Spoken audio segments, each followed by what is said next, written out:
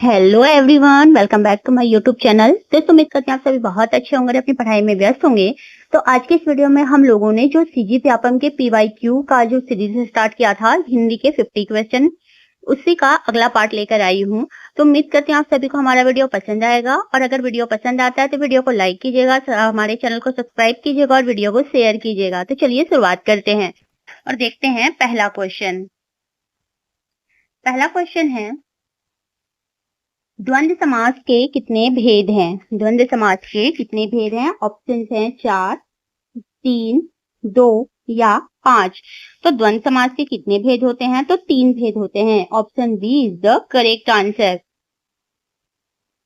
द्वंद्व समास के कितने भेद होते हैं? 3 भेद होते हैं। पहला है इतरेत्तर द्वंद्व, दूसरा है समाहार द्वंद्व और तीसरा है वैकल्पिक द्वंद्व। तो द्वंद्व समास के कितने भेद होते हैं? 3 भेद। ऑप्शन बी हमारा सही आंसर है। लेन देन में कौन सा समास है? अगला क्वेश्चन है, लेन देन में कौन सा समास है? लेन देन में कौन सा समास है? अव्ययी भाव समास है, इतरेत्तर द्वंद्व है, समाहार द्वंद्व है या प्रादि बहुब्रीहि समास है? तो लेन देन में कौन सा समास हो जाएगा? तो ऑप्शन बी सही है, इतरेत्तर द्वंद्व हो जाएगा। बढ़ते हैं आगे। महर्षि का संधि विच्छेद चुनिए। अगला क्वेश्चन है, महर्षि का संधि विच्छेद चुनिए। तो महर्षि का संधि विच्छेद क्या हो जाएगा? महधन ऋषि, महधन हर्षि, महाधन अर्षि या महाधन ऋषि। तो महर्षि का संधि विच्छेद हो जाएगा महाधन ऋषि। ऑप्शन डी सही आंसर है। और यह कौन सा संधि है? तो गुण स्वर संधि है। कौन सा संधि है? महर्षि में कौन सा संधि है? गुण स्वर संधि है। ध्यान में रखिएगा, महर्षि में गुण स्वर संधि है। पावक का संधि विच्छेद चुनिए। अगला क्वेश्चन है, पावक का संधि विच्छेद चुनिए। ऑप्शन ए है पौधन अक, ऑप्शन बी है पोधन अक, ऑप्शन सी है पाधन अक और ऑप्शन डी है पावधन क। तो पावक का संधि विच्छेद क्या हो जाएगा? तो पौधन अक। ऑप्शन ए सही आंसर हो जाएगा। और पावक में कौन सा संधि है? तो अयादी स्वर संधि है। कौन सा संधि है? अयादी स्वर संधि। स्वर संधि के कितने भेद होते हैं? तो 5 होते हैं। दीर्घ संधि, दीर्घ स्वर संधि, गुण स्वर संधि, वृद्धि स्वर संधि, यड़ स्वर संधि और अयादी स्वर संधि। तो पावक में कौन सा संधि है? अयादी स्वर संधि है। स्वर संधि के कितने भेद होते हैं? तो अभी जैसा मैंने बताया 5 भेद होते हैं, दीर्घ, गुण, वृद्धि, यड़ और अयादी। ध्यान में रखिएगा, स्वर संधि के 5 भेद होते हैं, दीर्घ, गुण, वृद्धि, यड़ और अयादी। बढ़ते हैं अगले क्वेश्चन की ओर।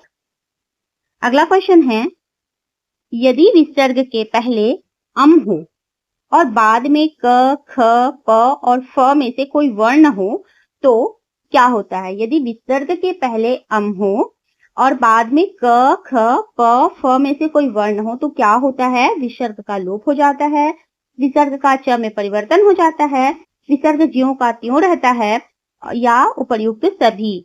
तो यदि विसर्ग के पहले अम हो और बाद में क, ख, प, फ में से कोई वर्ण हो तो क्या होता है? विसर्ग ज्यों का त्यों रहता है। ऑप्शन सी सही आंसर है। वर्तनी की दृष्टि से कौन सा शब्द सही है? व्यवसायक का शुद्ध वर्तनी ढूंढना है। तो व्यवसायिक, व्यावसायिक, व्यावसायिक या व्यवसायिक। तो वर्तनी की दृष्टि से कौन सा शब्द सही हो जाएगा व्यवसायिक के लिए? तो व्यवसायिक। ऑप्शन ए सही आंसर हो जाएगा। अगला क्वेश्चन है, निम्नलिखित में से सही वर्तनी का चयन कीजिए। हाथीनी के बच्चों का झुंड, माफी चाहती हूँ, हाथीनी के बच्चों का झुंड जा रहा है। क्या लिखा हुआ है? सही वर्तनी का चयन करना है। लिखा है हाथीनी के बच्चों का झुंड जा रहा है। तो हाथीनी का सही वर्तनी क्या हो जाएगा? हथीनी, हथनी, हथीनी या हाथीनी।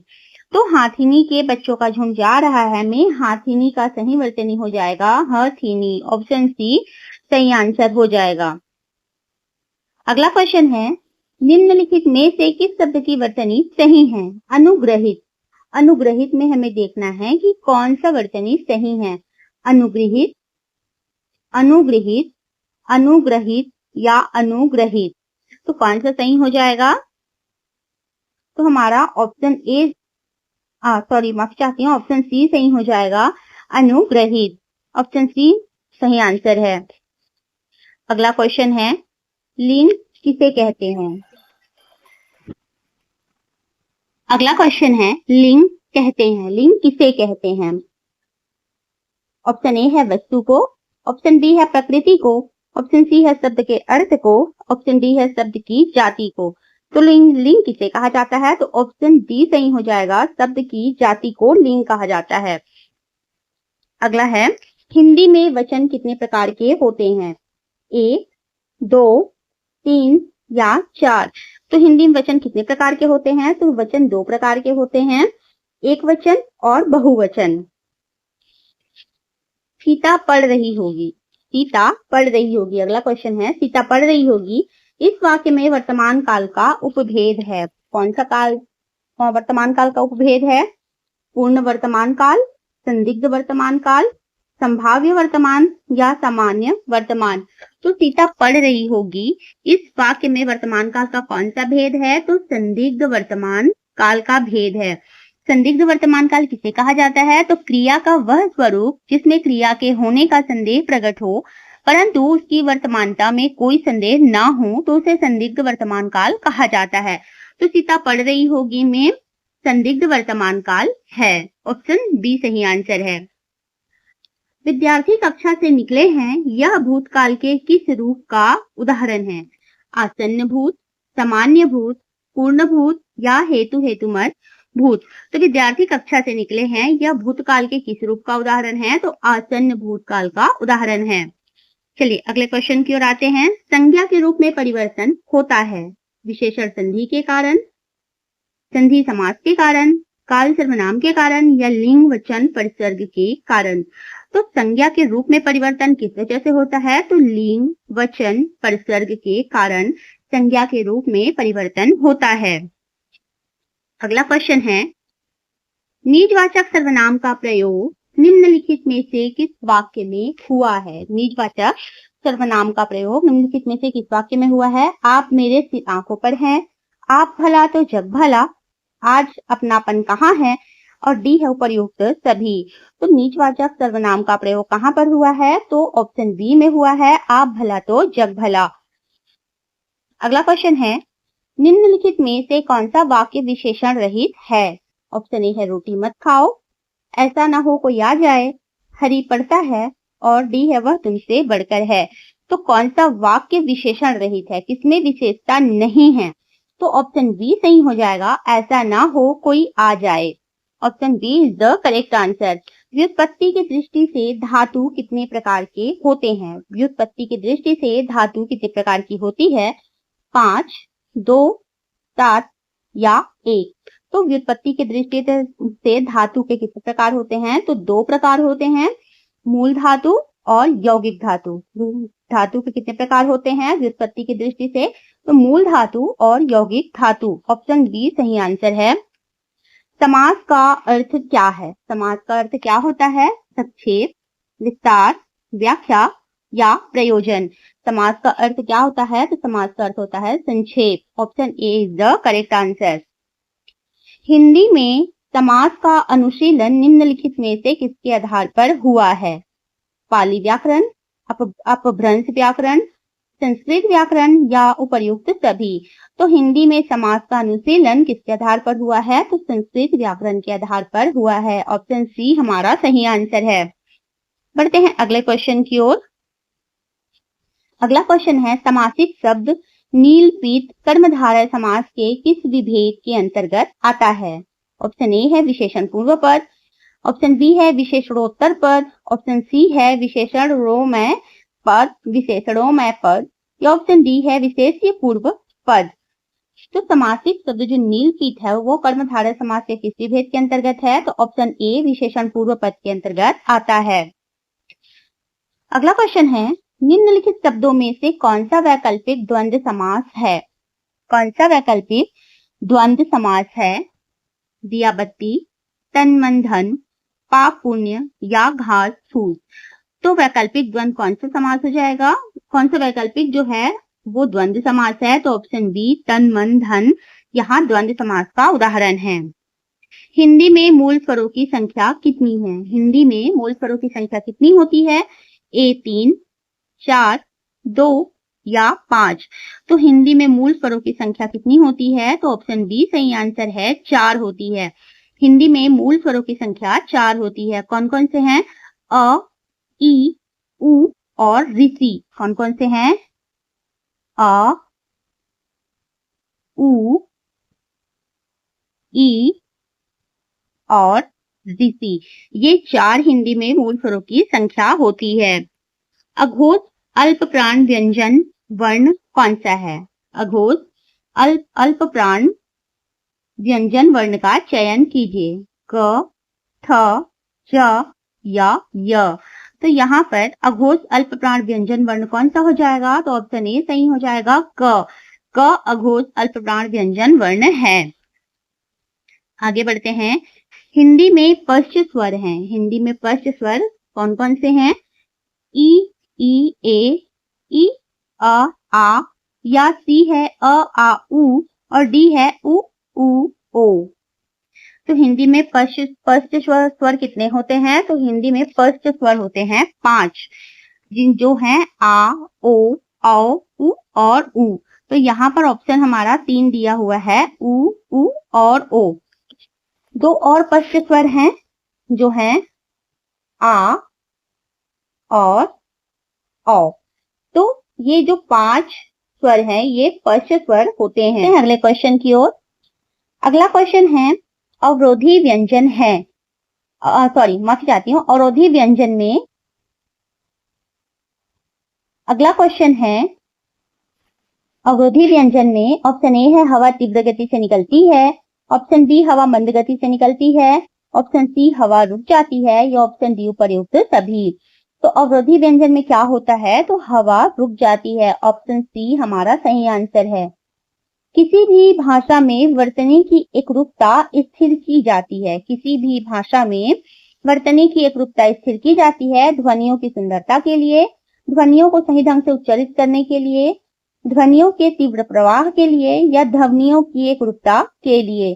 तो किसी भी भाषा में वर्तनी की एकरूपता स्थिर की जाती है तो ध्वनियों को सही ढंग से उच्चारित करने के लिए। ऑप्शन बी हमारा सही आंसर है। अगला क्वेश्चन है निम्नांकित में वाक्यों में से सामान्य भविष्य काल सूचक वाक्य का चयन कीजिए। उस ऋषि का हृदय बड़ा होगा, हम यह किसको दें, ईश्वर आपकी बढ़ती करे, अब मैं क्या करूं। तो सामान्य भविष्य काल सूचक वाक्य कौन सा हो जाएगा? तो उस ऋषि का हृदय बड़ा कठोर होगा। ऑप्शन ए सही आंसर है। अगर वह आता हुआ तो क्या होगा? वाक्य में कौन सा काल है? सामान्य वर्तमान काल, संदिग्ध वर्तमान काल, संभाव्य वर्तमान काल, या उपर्युक्त में से कोई नहीं। अगर वह आता हुआ तो क्या होगा? इस वाक्य में इन तीनों में से कोई सा भी काल नहीं है। तो ऑप्शन डी हमारा सही आंसर हो जाएगा। अगला क्वेश्चन है निम्नलिखित शब्दों में से कौन सा क्रिया शब्द से निर्मित भाववाचक संज्ञा है? दासत्व, बड़प्पन, धैर्य या सजावट। तो यहाँ पर भाववाचक संज्ञा शब्द कौन सा है? तो दासत्व। ऑप्शन ए सही आंसर है। गुरु ने शिष्य को पोथी दी। अगला क्वेश्चन है गुरु ने शिष्य को पोथी दी। इस वाक्य में शिष्य तथा पोथी क्रमशः क्या है?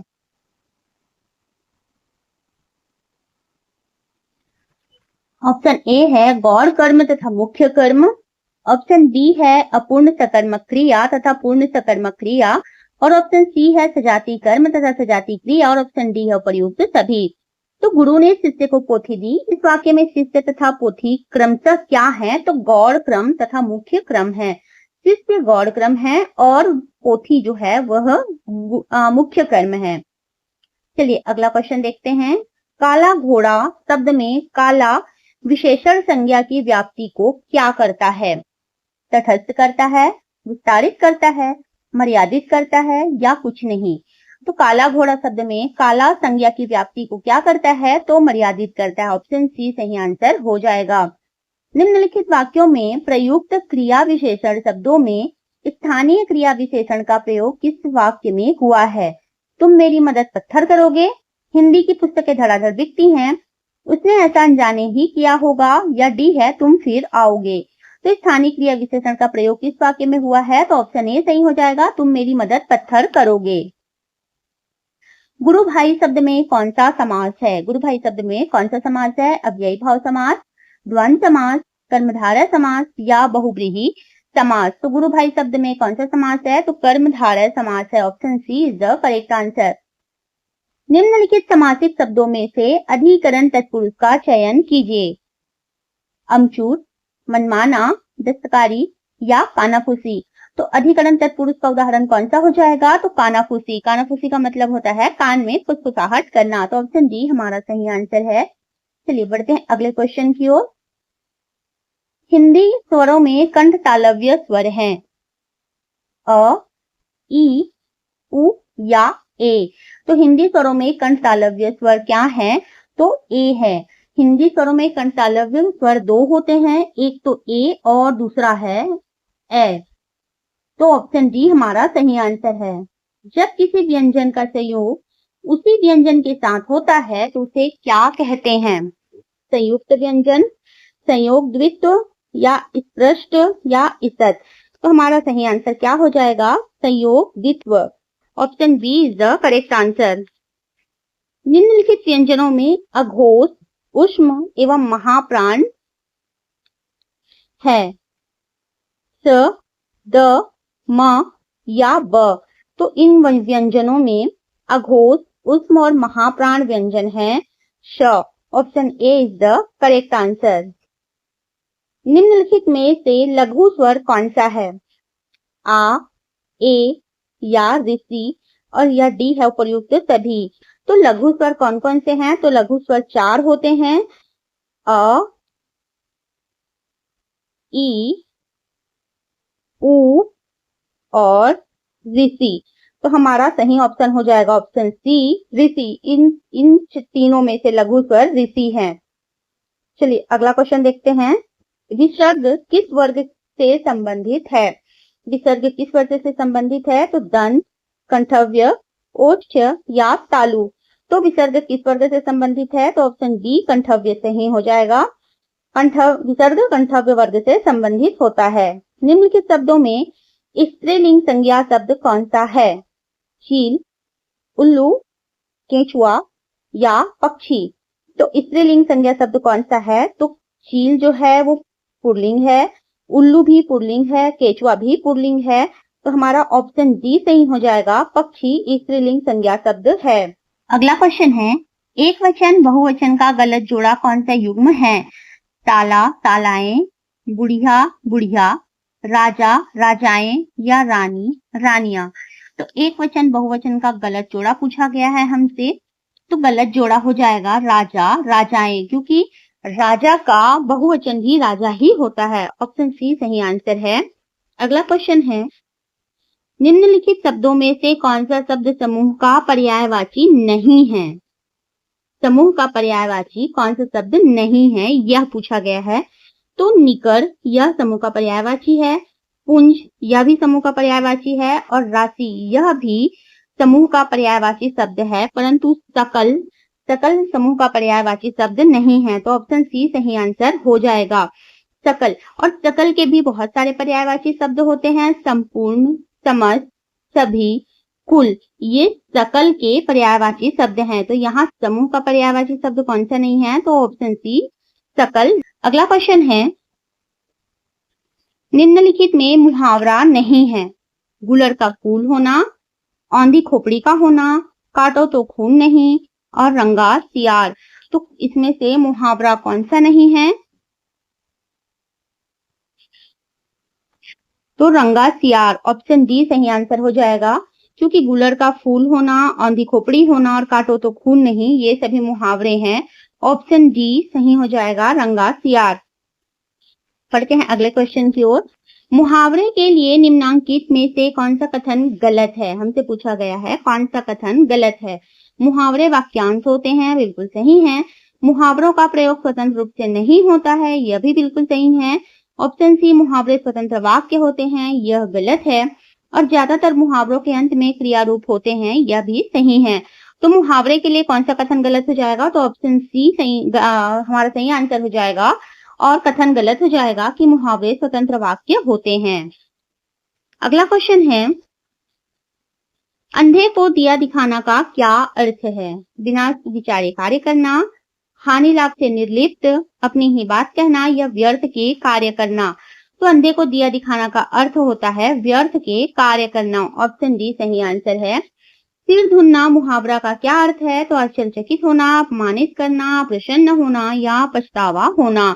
तो सिर धुनना मुहावरे का अर्थ हो जाएगा पछतावा होना। ऑप्शन डी सही आंसर हो जाएगा। ओछे की प्रीत और बालू की भीत लोकोक्ति का भावार्थ क्या है? अनधिकारी को अधिकार देना व्यर्थ है, निम्न विचार वाले से मित्रता उचित नहीं है, नीच की मित्रता अस्थायी होती है और अयोग्य व्यक्ति से संबंध बनाना निरर्थक है। तो हमारा ऑप्शन सी सही हो जाएगा। नीच की मित्रता अस्थायी होती है। ओछे की प्रीत और बालू की भीत लोकोक्ति का भावार्थ होता है नीच की मित्रता अस्थायी होती है। निम्नलिखित में से मुहावरा है, अंधों में काना राजा, खिसियानी बिल्ली खंभा नोचे, खुदा गंजे को नाखून नहीं देता, और डी है उपर्युक्त में से कोई नहीं। तो इसमें से कौन सा मुहावरा नहीं है? तो खुदा गंजे को नाखून नहीं देता। ऑप्शन सी हमारा सही आंसर हो जाएगा। तो चलिए दोस्तों, आज के वीडियो में बस इतना ही। मिलते हैं नए वीडियो में नए सब्जेक्ट के साथ। तब तक के लिए धन्यवाद।